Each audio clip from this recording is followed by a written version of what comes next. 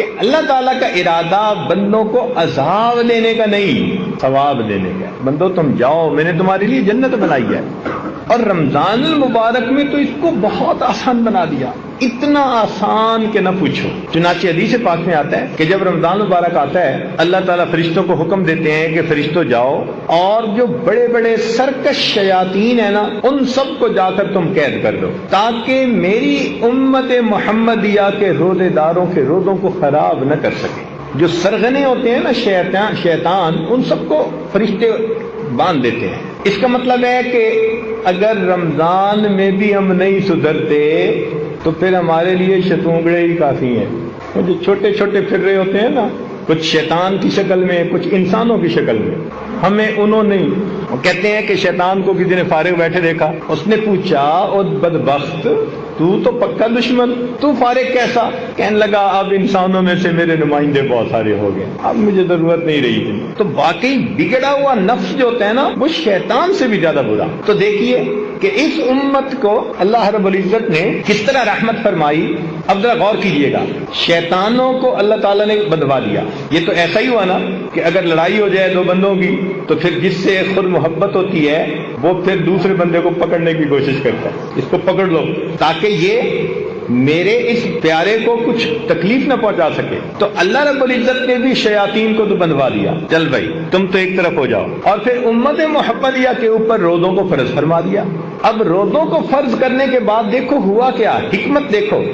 حدیث پاک میں آتا ہے کہ روزہ دار بندہ جب روزے کی حالت میں ہوتا ہے تو اس کے لیے بلوں کے اندر چیونٹیاں، ہوا کے اندر پرندے اور سمندر کے پانی کے اندر مچھلیاں بھی مغفرت کی دعائیں کر رہی ہوتی ہیں۔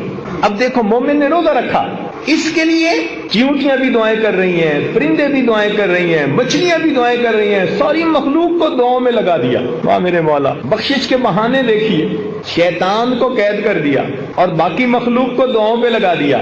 اور اس بندے کو یہ حکم دیا کہ اگر تم کھانے پینے اور بیوی کے میل ملاپ سے دن کے وقت میں طلوع صادق سے لے کے غروب آفتاب تک اگر تم بچو گے، اس کو روزہ کہتے ہیں، تو فرمایا کہ جب افطاری کا وقت ہوگا اس وقت جو بھی دعا مانگو گے ہم تمہاری دعا کو قبول فرما لیں۔ ایک بلینک چیک دے دیا۔ اب آپ یوں سوچیں کہ ایک بندے کو 30 چیک دے دیے جائیں اور اس کو کہا جائے کہ بھائی جو اماؤنٹ لکھو گے تمہارے اکاؤنٹ میں ٹرانسفر ہو جائے گی۔ وہ اگر عقل مند ہوگا تو وہ تو پھر جتنا لکھ سکتا ہے اتنی بڑی اماؤنٹ لکھے گا۔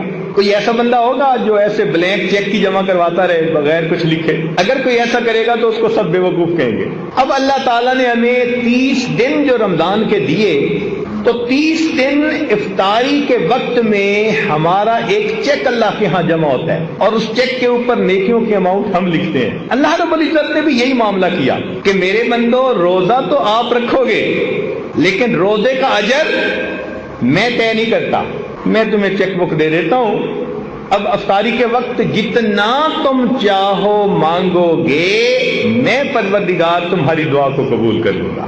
یہ روزہ وہ مزدوری ہے کہ جس کی مزدوری منہ مانگی ملتی ہے بندے کو۔ اس لیے حدیث پاک میں آتا ہے افطاری کے وقت دعا قبول۔ حدیث پاک میں آتا ہے للصائم فرحتان، روزہ دار کے لیے 2 خوشیاں، فرحۃ عند الافطار، جب روزہ افطار کرتا ہے اس کو اللہ خوشی دیتے ہیں، اتنا دیتے ہیں کہ اس کا دل خوش ہو جاتا ہے۔ اب یہ مانگنا تو ہمارے اپنے اختیار میں ہے، جتنا مانگے۔